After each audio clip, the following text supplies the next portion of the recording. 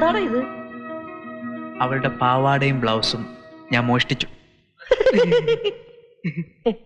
ഇതണിഞ്ഞ് അവളെ കാണാൻ എന്ത് സൗന്ദര്യമാണെന്നോ. ശരിയാണ്. തുടരുത്. അത് അവളല്ലേ പറയേണ്ടത്, നീയാണോ? അവിടുന്ന് ഞങ്ങൾക്ക് അടിച്ച ഷോക്ക് നിനക്കായിരുന്നെങ്കിൽ നിന്റെ വട്ടെങ്കിൽ ഒന്നും മാറി കിട്ടും. അതെ. വാടാ. മനുഷ്യന് ഭ്രാന്ത് പിടിച്ചാൽ ചങ്ങലക്കിടാം, ചങ്ങലയ്ക്ക് ഭ്രാന്ത് പിടിച്ചാലോ ഉരുളിക്കിടാം.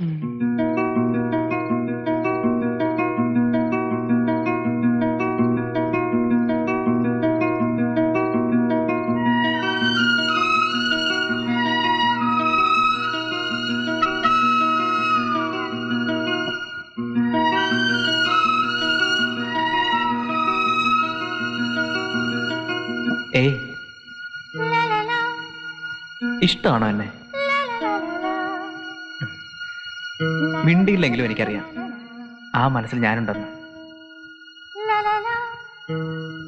ഓർക്കുന്നുണ്ടോ നീ ഒരു ലവ് ലെറ്റർ തന്നതിന് നീ ഉണ്ടാക്കി വെച്ച പുകില്? ഒരാഴ്ച അമ്മ എന്നോട് മിണ്ടിയില്ല. ഒടുവിൽ നിരാഹാരം പ്രഖ്യാപിച്ചപ്പോ ക്ഷമിച്ചു. ദേഷ്യമായിരുന്നു എനിക്ക് നിന്നോട്. പക്ഷെ SSLC ഡിസ്റ്റിങ്ഷനോട് പാസ്സായപ്പോ ഒളിച്ച് നീ എനിക്ക് ചോക്ലേറ്റ് തന്നില്ലേ?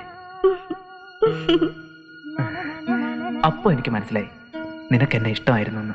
ഹലോ സുഹൃത്തെ, തലയ്ക്ക് വെളിവില്ലേ? ഷോക്കേറ്റ് ചാവേണ്ടതായിരുന്നു ഞങ്ങള്.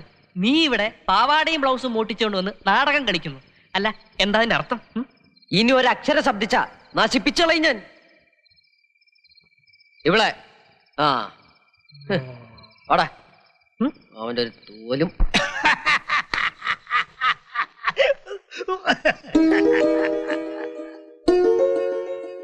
എന്താ പ്രസിഡന്റ് ഒന്നും മിണ്ടാത്തത്, എന്താ പ്രസിഡന്റ് ഒന്നും ചെയ്യാത്തത് എന്ന് നിങ്ങൾ ചോദിക്കുമ്പോ ഞാൻ അനങ്ങാണ്ടിരിക്കുകയാണെന്നാണോ നിങ്ങൾ ധരിച്ചത്?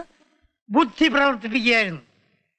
ഗോപാല മുതലാളിക്ക് ഇങ്ങനെ ഒരു വേല ഒപ്പിക്കാനുള്ള സൂത്രം പറഞ്ഞു കൊടുത്തത് ഞാനാണടോ, ഞാനാ. ഇപ്പോഴെങ്കിലും എന്റെ പ്രിയപ്പെട്ട നാട്ടുകാർക്ക് മനസ്സിലായല്ലോ ഈ വിശാലകൃഷ്ണൻ നിരപരാധിയാണെന്ന്. പറയാറായിട്ടില്ല. ഷോക്കേറ്റവരിൽ ഒന്നെങ്കിലും ചത്ത് കാണും. 1 or 2 ദിവസം കഴിഞ്ഞാൽ ചീർത്ത് വീർത്ത് ആ ശവം പൊന്തും.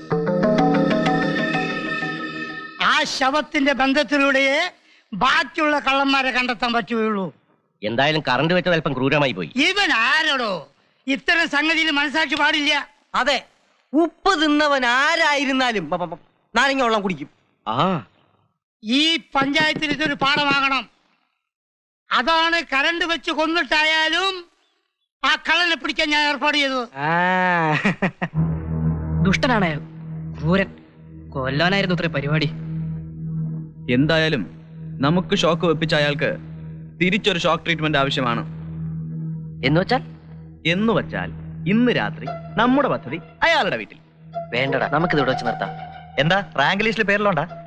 അതുകൊണ്ടൊന്നുമല്ല, ഇത്ര ഇഷ്യൂ ആയ സ്ഥിതിക്ക് ഇനി വേറെന്തെങ്കിലും പ്രശ്നം ഉണ്ടായാലോ? ഈ ശരീരത്തിന് കൈയിനും കാലിനും പുറമെ നട്ടെല്ലെന്ന് പറഞ്ഞൊരു സാധനമില്ല.